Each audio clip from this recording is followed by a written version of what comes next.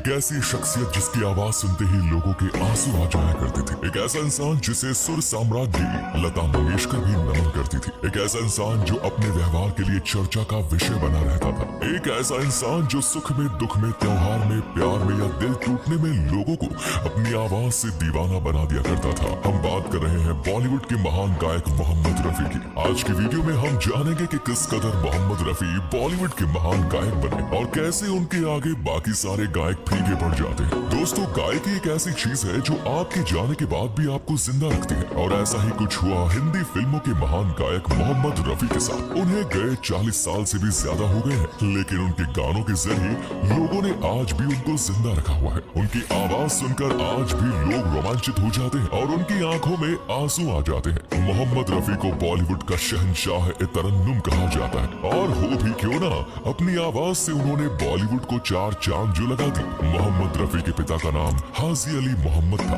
और उनकी माँ का नाम अल्लाह रखी था। मोहम्मद रफी अपने माता पिता की 7वीं संतान थे। उनका जन्म पंजाब के अमृतसर के कोटला सुल्तान सिंह गांव में हुआ। जब वो 3 से 4 साल की उम्र में थे, उनके माता पिता गांव छोड़कर कारोबार के सिलसिले में लाहौर जाकर बस गए। रफी साहब के अलावा उनके 5 बेटे और 2 बेटियां भी थे। अपने माता पिता के दूसरे बड़े बेटे मोहम्मद हामिद ने रफी साहब के हुनर को बचपन में ही पहचान लिया और अपने पिता की मर्जी न होने के बाद भी उन्होंने मोहम्मद रफी को संगीत की शिक्षा दिलाई। लाहौर में जब एक प्रोग्राम चल रहा था जिसमें केएल सहगल साहब अपनी परफॉर्मेंस दे रहे थे, लेकिन बिजली जाने की वजह से वो गाना गाने में असमर्थ थे। ऐसे में मोहम्मद रफी के भाई हमीद ने ही आयोजकों से रिक्वेस्ट की कि जब तक बिजली नहीं आ जाती उनके छोटे भाई मोहम्मद रफी को गाना गाने दिया जाए। जब रफी साहब ने स्टेज पर जाकर गाना गाया तो सहगल साहब को उनकी आवाज बहुत पसंद आई और वहाँ मौजूद दूसरे लोगों को भी रफी साहब की आवाज बहुत पसंद आई। वहाँ पर मशहूर संगीतकार श्याम सुंदर भी मौजूद थे जिन्होंने रफी साहब के बारे में जानकारी प्राप्त की और फिल्मों में गाने देने के लिए मौका देने की बात कही। उनके भाई हमीद से कही और अपना कार्ड भी दिया, जिसके बाद उनके भाई हमीद ने अपनी नाई की दुकान बंद की और रफी साहब को लेकर फिल्मी दुनिया में कदम रखने के बारे में सोचा। सबसे पहले श्याम सुंदर जी ने ही रफी साहब को फिल्म गुल बलोच, जो कि एक पंजाबी फिल्म थी,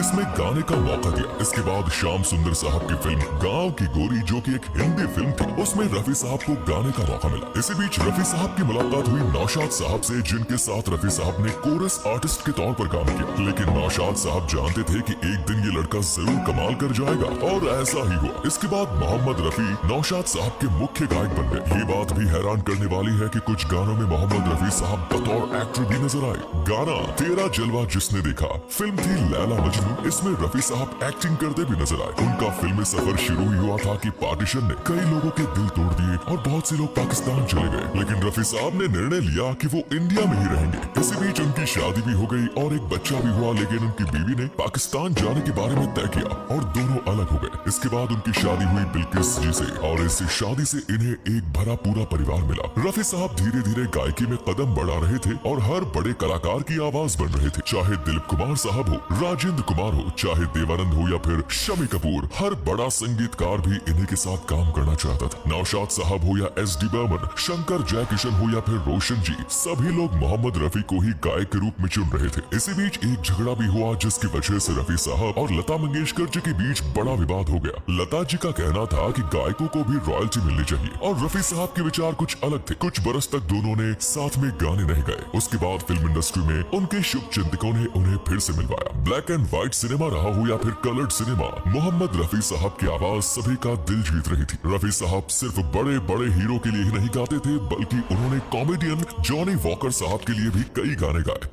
यूं तो रफी साहब में कोई बुरी आदत नहीं थी, ना तो वो सिगरेट पीते थे ना ही शराब, लेकिन उनकी कुछ आदतें ऐसी थी जिनके लिए वो मशहूर थे। जैसे कि पतंग उड़ाना रफी साहब को बहुत पसंद था और लजीज खाना खाने के रफी साहब दीवाने थे। लता मंगेशकर और रफी साहब का रिश्ता भी कुछ अलग ही था। लता दीदी मोहम्मद रफी को अपना बड़ा भाई माना करती थी और हर राखी पर मोहम्मद रफी को राखी बांधा करती थी। मोहम्मद रफी अक्सर भूल जाया करते थे कि राखी का दिन है। जब लता दीदी उनके पास आकर राखी लेकर आती थी तो उन्हें बताती कि भाई आज राखी है। तब मोहम्मद रफी को याद आता था कि हाँ, उन्हें लता दीदी से राखी बंधवानी है। लता मंगेशकर और मोहम्मद रफी ने कई गाने साथ में गाए और इन दोनों की आवाज लोगों को बहुत पसंद आया करती थी। कहा जाता है कि मोहम्मद रफी के द्वारा गाया हुआ गाना बाबुल की दुआएं लेती जा, जब वो रिकॉर्ड कर रहे थे तो मोहम्मद रफी साहब सच में रोने लगे, क्योंकि कुछ ही दिनों में उनकी बेटी की शादी थी और उसके पहले वो ये गाना रिकॉर्ड कर रहे थे, जिसके चलते उन्हें अपनी बेटी की विदाई के बारे में सोचकर रोना आ गया और ये गाना सुपर डुपर हिट हो गया। एक वो दौर भी आया जब मोहम्मद रफी के साथ दूसरे गायक भी अपना नाम बनाने लगे। किशोर कुमार, महेंद्र कुमार जैसे गायक भी इस समय बॉलीवुड में अपनी जगह बना रहे थे। एक बार जब किशोर कुमार साहब ने कहा कि जब मोहम्मद रफी साहब मुंबई में होते हैं तो लोग हमें भूल जाते हैं, और ये बात सच भी है। जब मोहम्मद रफी साहब गाना गाया करते थे तो दूसरे किसी भी गायक की याद दर्शकों को नहीं आती थी। रफी साहब अपने परिवार को भी पूरा समय देते थे और अपनी व्यस्तता भरी दिनचर्या में भी परिवार के लिए भरपूर समय निकालते थे। रिकॉर्डिंग पूरे होते ही रफी साहब सीधे घर पहुंच जाया करते थे